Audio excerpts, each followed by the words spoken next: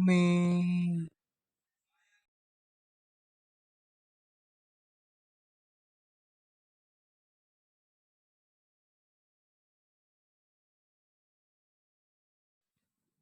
आदरणीय धम्मचारी मित्रोदन जी ने संघ दिवस पर बहुत ही ऐतिहासिक प्रवचन दिया। भगवान बुद्ध और उनके धम्म के बारे में उपस्थित सभी धम्म बहनों भाइयों को लाभान्वित किया। धम्मचारी जी का प्रवचन आप ध्यान से सुने। जय भीम, नमो बुद्धाय, धन्यवाद। सहपरिवार खुश रहें, आनंदित रहें, विकास करें और आपकी सबकी धम्म के अंदर जो रुचि है, अभी अल्प रुचि है, वो दीर्घ रुचि हो। इसी शुभकामनाओं के साथ मैं अपनी बात को आगे शुरू करूँगा। तो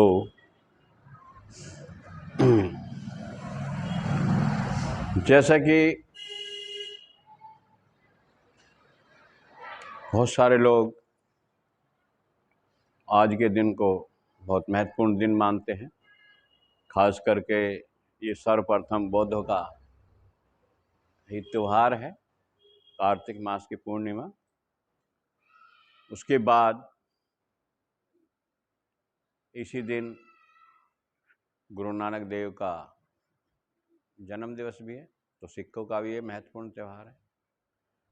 उसके उपरांत इसी त्यौहार को, क्योंकि जो जो त्यौहार बौद्धों के हैं या जो बुद्ध से जुड़े हुए दिन हैं, उन दिनों को जो ये हिंदू संस्कृति है या स्वर्ण संस्कृति है, उन्होंने भी उस पर कब्जा किया है।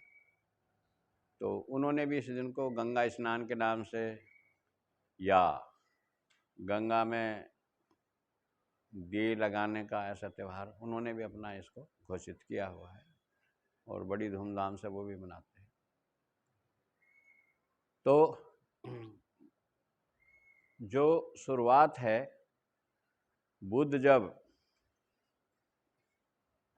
अपने प्रश्नों के उत्तर खोजने के लिए विभिन्न प्रकार के जो भी आश्रम थे, गुरु थे, उस समय 60 प्रकार के जो मठ थे, उस समय कोई धर्म नहीं था ऐसा कोई, तो ऐसे मठ थे। और मठों में जो मठाधीश या आचार्य और शंकराचार्य उस समय के जो लोग थे, मठ का संचालन करने वाले, सबका अपना अपना अलग अलग हिसाब था, अलग अलग धार्मिक क्रियाएं वो करते थे। महावीर भी उस समय अपने पूरे अस्तित्व में थे, तो उस समय उनका भी पूरा बोलबाला था। तो इस तरह से तो बुद्ध खोजते खोजते आलाराम, कालाम और उद्दक राम पुत्र ऐसे बड़े उस समय के जो तपस्वी थे या अपने मठ का संचालन करने वाले जो विख्यात थे उस समय, उनसे उनका संपर्क हुआ। लेकिन उनके पास जितनी भी शिक्षाएं थी अपनी, उन्होंने बुद्ध को दी, बताई। और बुद्ध भी इतने आतुर थे कि जो भी वो बात बताते थे उसको बड़ी सहजता से, बड़ी गंभीरता से लेते थे, उसका आचरण करते थे और आचरण के साथ साथ वो उस पर पूरा अमल करते थे। और इस तरह से वो बहुत जल्दी जो शिक्षाएं थी उन गुरुओं की, उसमें जल्दी पारंगत हो जाते थे। तो इस तरह से बुद्ध फिर अपना प्रश्न आगे करते थे कि भाई इसके आगे क्या है। तो उनका भी सहज स्वभाव में यही जवाब होता था कि भाई इसके आगे क्या है वो हमें भी नहीं मालूम है।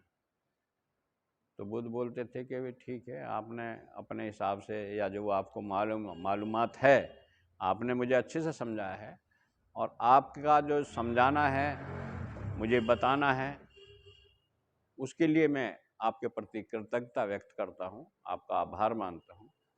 लेकिन आप मेरा मार्गदर्शन करें, मैं आगे कहाँ जा सकता हूँ, कहाँ मेरी बात का जवाब मिलेगा। तो उन्होंने कहा कि ठीक है, आप आगे जा सकते हैं। तो अगले गुरु का नाम बताते हैं, वो आगे आगे चलते जाते हैं। तो अंत में वो पहुंचते हैं। तो पहुंचते पहुंचते वहाँ भी उन्होंने बहुत सारा ध्यान वगैरह उनको सिखाया, और सिखाया तो सीखा, लेकिन अंततः उनको कोई जवाब वहाँ नहीं मिला। तो जब उनके जो और साथी थे जो बहुत विशेष पारंग थे, रहने दो, एक को रख दो अलग, वो जब सही जल रही थी छोड़ दो। तो इस तरह से वो जो वहाँ पर लास्ट में जाते हैं, तो वहाँ उनकी भेंट उनके जो बचपन के उनके गुरु थे, गुरु कौंडिन्य, वहाँ उनसे उनकी मुलाकात होती है, और वहाँ उनका स्तर बदल जाता है। बचपन में जिन्होंने उनको शिक्षाएं दी, तो उस समय वो सिद्धार्थ के गुरु थे। अभी वो सिद्धार्थ के गुरु भाई हो गए, क्योंकि उसी आश्रम में बुद्ध भी सीख रहे, और बुद्ध उनके प्रिय शिष्यों में से एक हो गए, जो वहाँ के उस मठ के आचार्य थे। लेकिन जवाब ना मिलने के कारण तो वो आगे चले। अब वो कौंडिन्य और अपने कुछ साथियों को, जिसमें अश्वजीत वगैरह थे, ऐसे 5 लोग उनके साथ हो लिए कि भाई ये सिद्धार्थ है राजकुमार, और ये कुछ ना कुछ, ये जरूर कुछ ना कुछ करने वाला है, और ये कोई विशेष व्यक्ति है, ऐसा आम हमारी तरह नहीं। अपने आप को वो साधारण व्यक्ति मान रहे, जबकि वो भी बहुत विशेष थे, क्योंकि उन्होंने बहुत सारे तप किए हुए थे। तो वो चल दिए, सारे 5 के 5 आगे चलते हैं। तो वो पहुँचते हैं, तो लास्ट में वो तप करते हैं, कितना बड़ा तप करते, तो अन्न त्याग करते हैं, भोजन का त्याग करते हैं। भोजन का त्याग करते करते धीरे धीरे करके ऐसी स्थिति आई कि वो केवल चावल के 3 दाने खाकर गुजारा करते एक दिन में। लेकिन उस दिन उनको, बुद्ध को, ऐसा, ये सिद्धार्थ को ऐसा एहसास हुआ कि ये कार्य ठीक नहीं है, शरीर को इतना कष्ट देना, इस तरह से तो मेरी बात का जवाब भी नहीं मिलने वाला है, और जवाब नहीं मिलने वाला, जिस काम के लिए मैं घर से निकला हूँ, तो मेरा काम ही अधूरा रह जाएगा, मेरी मृत्यु हो जाएगी, तो इससे काम चलने वाला नहीं है। तो उन्होंने क्या किया कि वो भोजन खाने की इच्छा रखते हैं उस समय, कि शरीर से काम लेना है, तो शरीर को थोड़ा सा इसको ऊर्जावान बनाने के लिए, तो कुछ भोजन को, इसको शारीरिक ऊर्जा प्राप्त करने के लिए भोजन की जरूरत है। तो उन्होंने भोजन प्राप्त किया। अब भोजन ग्रहण करने के उपरांत क्या होता है, उसके जो 5 साथी थे, जो उसके बुद्ध के, इनके सिद्धार्थ के साथ थे, वो नाराज हो जाते हैं कि भाई ये तो कुछ करने वाले थे, लेकिन ये तो सांसारिक मोह में फंस गए, ये तो खाने पीने लगे, खाना खाने लगे, तो ये तो विलासताओं में जाने वाले, तो अब ये कुछ भी प्राप्त करने वाले नहीं हैं। तो धीरे से वो उनके अलग हो गए, कहने लगे भाई अब तक हमने आपका साथ दिया, हमें आपसे कुछ उम्मीद थी कि आप जो उच्च स्तरीय ज्ञान है उसको प्राप्त करेंगे, लेकिन आप तो भटक गए हैं, तो हम आपके साथ अभी नहीं रहते। सिद्धार्थ बोलते हैं कि ठीक है, आपकी मर्जी। वो उसको छोड़ के चले जाते हैं। अब सिद्धार्थ चिंतन मनन करते हैं कि अब मुझे क्या करना। तो वो ऐसा सोचते हैं कि अब मुझे और भोजन करना है, और भोजन करना है तो उसके उपरांत मुझे जो दृढ़ निश्चय करके जो तप करना है, तो उसको मुझे करना है। तो हुआ यूँ, तो वहाँ सुजाता नाम की लड़की थी, पड़ोस में बड़े घराने की लड़की थी, तो उसको भी कुछ अपनी मंगल कामनाओं के लिए उसने भी कोई व्रत कर रखा था। तो उस दिन वो आती है वहाँ, तो वो देखती है कि भाई इस व्यक्ति से अच्छा और कोई देव मेरे लिए नहीं हो सकता, मैं इसी को भोजन खिलाती हूँ, और भोजन खिलाती हूँ, और ताकि मेरी मनोकामनाएं पूरी हो। तो बुद्ध को वो खीर बना करके लाई थी, और खीर बना कर लाई थी तो बुद्ध को अर्पित करती है। और खीर भी बहुत ही पौष्टिक तत्वों से भरपूर थी, बुद्ध को अर्पित करती है। बुद्ध उसको ग्रहण करते हैं, खाते हैं। खा के जब बुद्ध संतुष्ट होते हैं, उसका धन्यवाद करते हैं लड़की का, और तब कहते हैं कि मुझे यहाँ कुछ दिन बैठना है, कुछ दिन यहाँ रहना है। तो उनके साथ में फिर एक किसान का लड़का था, तो बोलता है कि मैं आपके लिए आसन बनाऊं जहाँ आप बैठेंगे। कहने लगे ठीक है बनाओ। तो घास लेके आता है, नहीं घास लेके आता है, तो उसको बुद्ध के लिए एक अच्छा आसन बनाता है।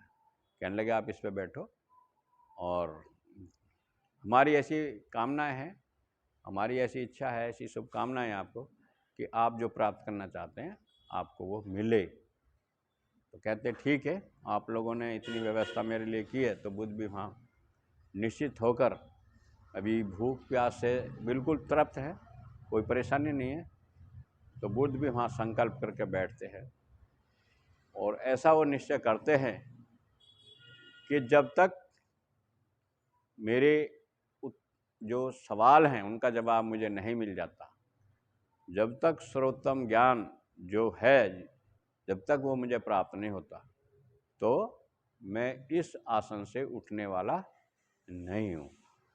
चाहे मेरी चमड़ी सूख जाए, चाहे मेरे शरीर का मांस सूख जाए, चाहे मेरे शरीर में जो रक्त बह रहा है वो बिल्कुल सूख जाए, चाहे जो हो जाए मेरे साथ, लेकिन मैं यहाँ से उठने वाला अब नहीं हूँ। नहीं हूँ तो वो दृढ़ कर संकल्प करके बैठते हैं। तो अब जैसे जैसे वो आगे की अवस्था प्राप्त करने के लिए बढ़ते हैं, तो अब उसको रोकने के लिए बाधाएं उत्पन्न होती हैं। तो बाधाओं को बुद्धिज्म में मार बोलते हैं। जो मार बोलते हैं, तो मार यानी उसको दूसरे शब्दों में जो कामदेव, उसको हम बोलते हैं कामदेव। तो वो आता है, कहने लगा अरे सिद्धार्थ काय के लिए परेशान हो रहा है, तुझे इतना ज्ञान अभी प्राप्त हो चुका है, तो छोड़ दे ये सब कुछ।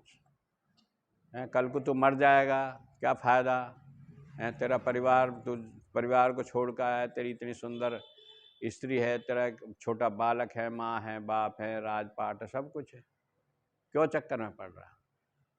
जब तब कर, दान कर, पुण्य कर, यज्ञ कर, उससे आपको यश कीर्ति मिलने वाली है, आपको स्वर्ग मिलने वाला, छोड़ दो ये हट।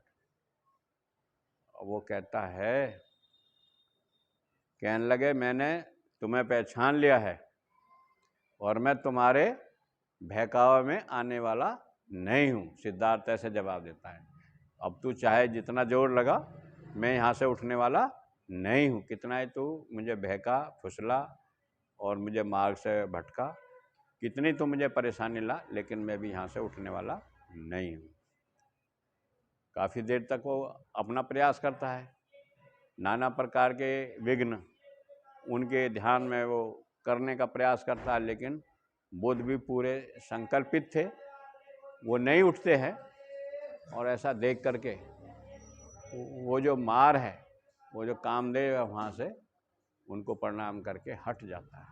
कहते हैं ये आदमी अब मेरे बस में आने वाला नहीं है, मैंने बड़े बड़े को मार्ग से भटकाया है, लेकिन ये भटकने वाले नहीं हैं। तो वहाँ से हट जाता है। जब वो हट जाते हैं, तो फिर बुद्ध के रास्ते में जो मार थी, बाधाएं थी, वो दूर हो जाती हैं, और बुद्ध पूरे संकल्पित होकर बैठे रहते हैं। और ये बैसाख मास की जो पूर्णिमा है, उसके सुबह के पहर में, जो अंतिम पहर होता है, सुबह का पहर जहाँ से शुरू होते हैं पहर, तो उस पहर में उनको ज्ञान की प्राप्ति हो जाती है, उनकी बात का उन्हें जवाब मिल जाता है। तो बुद्ध बड़े खुश होते हैं, आनंदित होते हैं। तो वो बड़े विचार करने लग जाते हैं, सोच में पड़ जाते हैं कि ये मेरे को बुद्धत्व की प्राप्ति हुई है, और आज मैं बुद्ध के नाम से जाना जाऊंगा, है नहीं। तो इस तरह से इसके साथ ये व्याख्यान है कि बुद्ध नाम उसको किसी पुरोहित ने नहीं दिया, उसके किसी माँ बाप ने, परिवार के लोगों ने नहीं दिया, समाज के अन्य दूसरे लोगों ने उसको ये नाम नहीं दिया। बुद्ध जो है वो स्वयं के प्रयास से प्राप्त की हुई एक तरह की वो उनको प्राप्ति है। वो पद उन्होंने खुद प्राप्त किया है। वो जो तत्व ज्ञान है उसको उन्होंने खुद हासिल किया, जिसको प्राप्त कर करके वो जो उस हद तक पहुंचता है तो उसको बुद्ध बोलते हैं। वो उपाधि उन्होंने स्वयं प्राप्त की है नहीं। और दूसरा प्रश्न इसके साथ क्या जुड़ा है, क्या बोलते हैं कि बुद्ध का जन्म कहाँ हुआ है नहीं। तो शायद से लोग कपिल वस्तु का नाम लेते हैं, लेकिन कपिल वस्तु में सिद्धार्थ का जन्म हुआ था, तो बुद्ध का जन्म कहाँ हुआ? बोध गया में, निरंजना नदी के किनारे बोधि वृक्ष के नीचे बुद्ध का जन्म होता है। कैसे जन्म होता है? वो ध्यान के माध्यम से। बुद्ध का जन्म कहाँ से हुआ? ध्यान के माध्यम से। तो इस तरह से ये है। तो अब बुद्ध को जब बुद्धत्व प्राप्त हो गया तो कई सप्ताह तक उन्होंने चिंतन मनन करा। चिंतन मनन करा तो सोच विचार कर रहे थे कि भाई ये मेरे को प्राप्ति हुई है, लेकिन इस प्राप्ति का मैं करूँगा क्या? इतने ये गूढ़ ज्ञान है तो इसको कौन समझेगा है? इस बात को कौन समझेगा? तो जब वो इस बात पर चिंतन मनन कर रहे थे तो उन्होंने इस बात पर विचार किया कि भाई जो मेरे पूर्व में दो अच्छे गुरु हुए हैं, आलाम काराम और उद्दक राम पुत्र, कि वो इस बात को समझ सकते हैं। लेकिन जब वो अपने चिंतन मनन और उसको आंतरिक दृष्टि से देखते हैं तो उनको पता लगता है कि ये तो दोनों ही संसार को छोड़ चुके हैं। संसार को छोड़ चुके हैं तो उनको फिर चिंतन ये हुआ कि भाई अब मैं किसको बताऊं।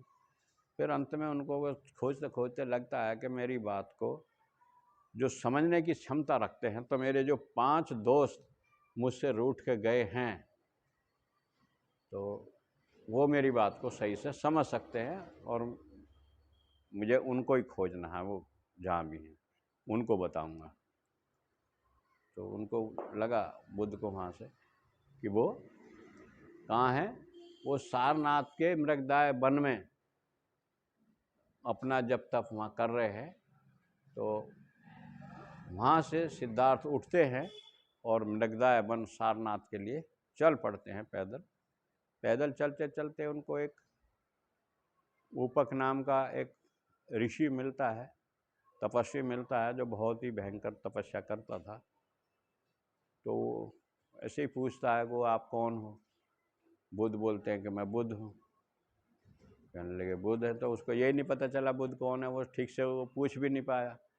वो पूछता भाई बुद्ध यानी क्या, मेरे को ठीक से समझ नहीं आया तो मेरे को समझाओ।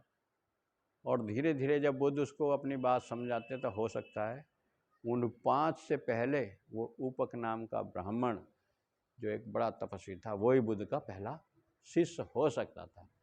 लेकिन वो पूछता है कि बार बार भाई कौन हो आप? उन्हें वो कह रहे बुद्ध है, बुद्ध है। बुद्ध यानी क्या? कोई गंधर्व है, कोई देव है, कोई यक्ष है, कौन है बुद्ध यानी क्या? उन्होंने कहा कुछ नहीं, मैं केवल बुद्ध हूँ। और आपको बुद्ध यानी क्या नहीं समझ आया? उन्होंने कहा मुझे नहीं समझ में आया। और आप बुद्ध हैं तो होंगे बुद्ध, ऐसे वो नज़रअंदाज करके आगे बढ़ जाता है।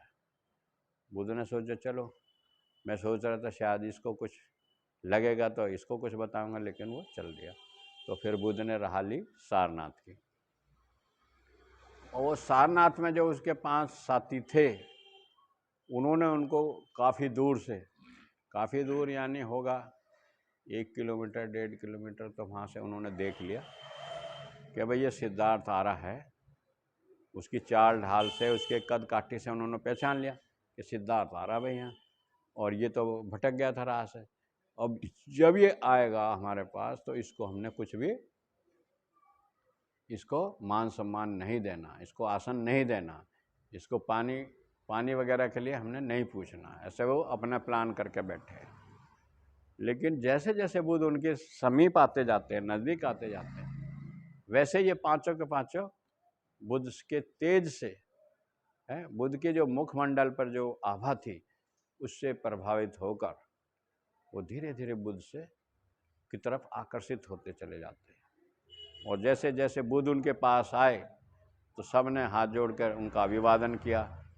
कोई बैठने के लिए आसन लाया, किसी ने पैर धोने के लिए पानी दिया, किसी ने दातून दिया, और इस तरह से उनको उनकी आओ भगत सेवा उन्होंने में लग गई। तो अब देखो कहाँ तो वो कह रहे थे हम इससे बात भी नहीं करेंगे, इसको कुछ भाव नहीं देंगे, इसका आदर सत्कार कुछ नहीं करेंगे, लेकिन सभी के सभी जुट गए बुद्ध के आदर सत्कार।